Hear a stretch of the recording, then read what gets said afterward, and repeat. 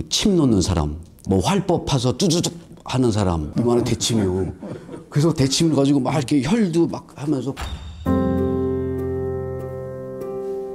안녕하십니까. 스포츠 투아이 야구학교 트레이닝 센터장으로 있는 강엄덕입니다.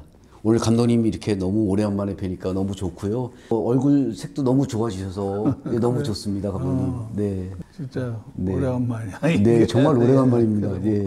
유튜브를 통해서 감독님을 뵙고 그랬습니다. 리틀 야구인의 밤 했었잖아요. 거기서 김웅국 씨 나와서 노래 부를 때 같이 노래도 부르시고.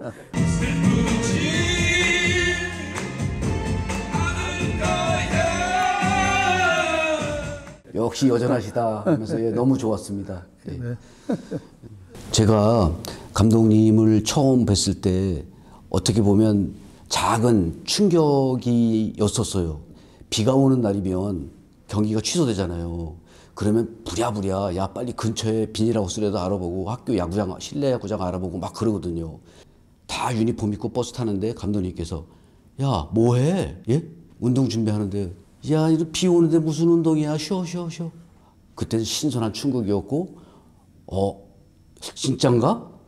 이런 그런 의아한 생각도 했었고요. 제가 사실은 물리치료사로서 83년도에 국립의료원에 근무를 하고 있을 때입니다. 근데 프로야구 창단되고 오비베어스가 원년도 우승을 하고 야구 재미있네? 하는데 그 오비베어스에서 연락이 왔습니다. 트레이너로 일하지 않겠냐고. 그래서 한 6개월 고민하다가 야구단을 왔죠. 근데 맨 처음에는 후회도 많이 했어요. 하루 종일 나가서 하는 게 운동장에서 공 주는 일이었거든요. 그때는 재활 트레이너보다도 그 침 놓는 사람, 뭐 활법 파서 뚜두둑 하는 사람, 그런 분들이 많이 계셨었고요. 그리고 각 구단마다 한 분씩 있었어요. 그런데 오비베어스는 2명. 이 근무를 시작했죠. 우리나라는 침 놓는 거 안 되잖아요. 한의사 말고는.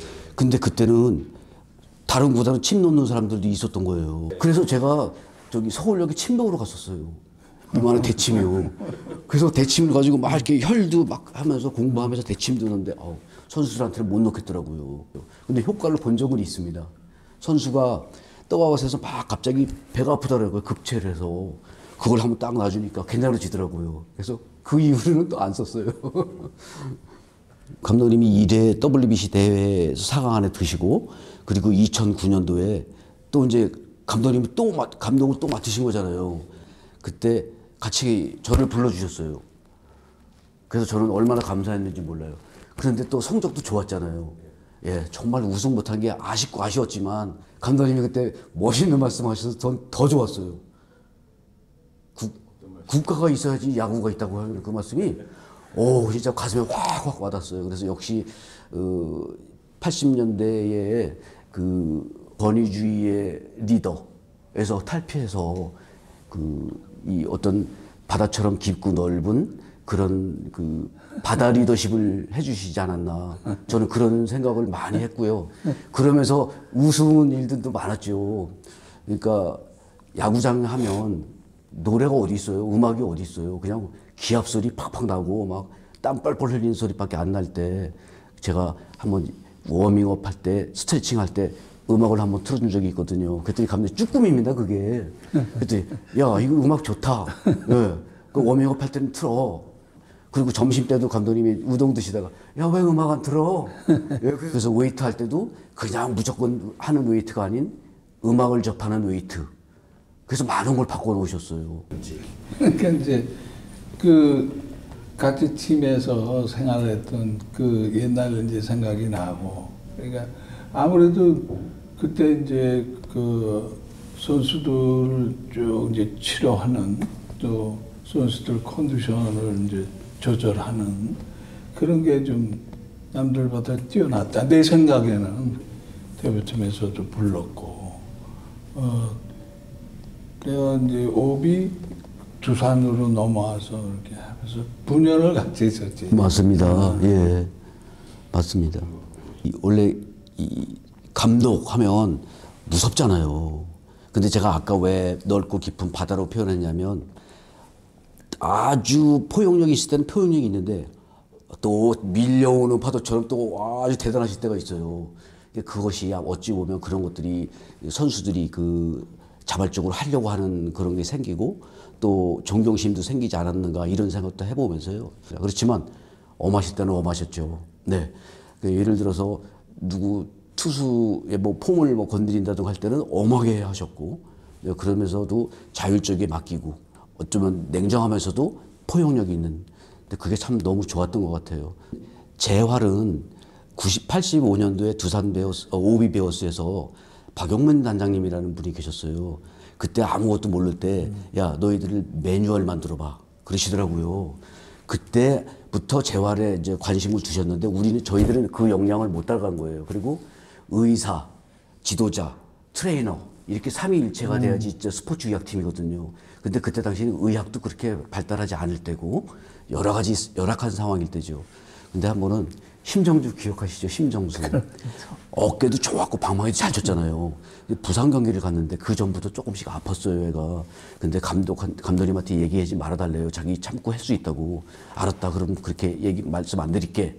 했는데 부산 딱 갔는데 이제 아파서 못하겠습니다. 그러는 거예요.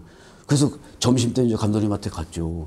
감독님 심정수가 아파서 오늘 경기 안 될 것 같습니다. 그러니까 언제부터 아팠어?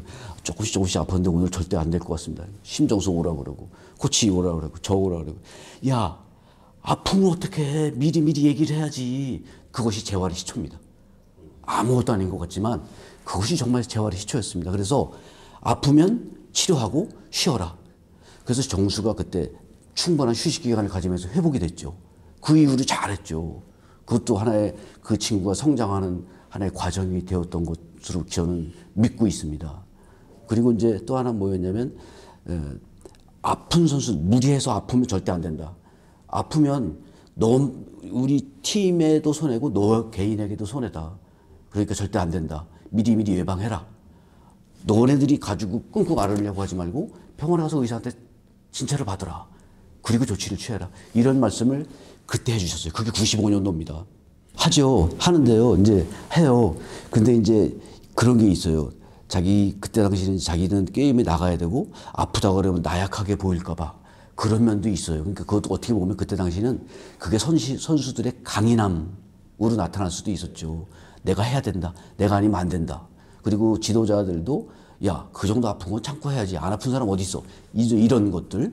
근데 이제 나중에 이제 감독님께서 이제 이렇게 자꾸 이렇게 해주시고 어루만지고 하니까 나중에는 이제 조금 아픈데도 이제 아프다고 하고 빠지려고 하는 그런 것들로 이제 잘못 비춰지는 모습들이 안타까운 점이 사실은 있었죠. 근데 그걸 감독님 다 아세요. 그래? 누구? 또 불러서 이제 또 얘기하시고 괜찮습니다. 게임 나가서 잘하고 그런 것들을 이제 소리 소문 없이 잘 하셨던 것들이 저는 아주 네. 재활의 시작은 그때 그 순간부터 재활의 시작이었고요. 본인이 이제 아프다고 해서 감독이 뺀단 말이야. 아프다고 그러니까. 빼면 그 자리를 이제 잘못하면 뺏기는 수가 있단 말이야. 다른 사람이 들어와서 잘하면 이제 그 자기 자리를 뺏기는 거 아니야. 그러니까 조금 아프더라도 참고 하려고 하는 거지. 근데 이제 그게 또 어떻게 보면 병을 더 크게 키우는 거지. 이제 그래서 이제 미리 조치를 취해라. 그런 얘기를 하게 되는 거고. 미리 방지를 시키면은 조금 아팠을 때 차단을 시켜서. 그러니까 빠른 시일에 이제 회복이 되는 거지. 근데 이제 아파도 참고 하다 보면 길게 가게 되는 거지.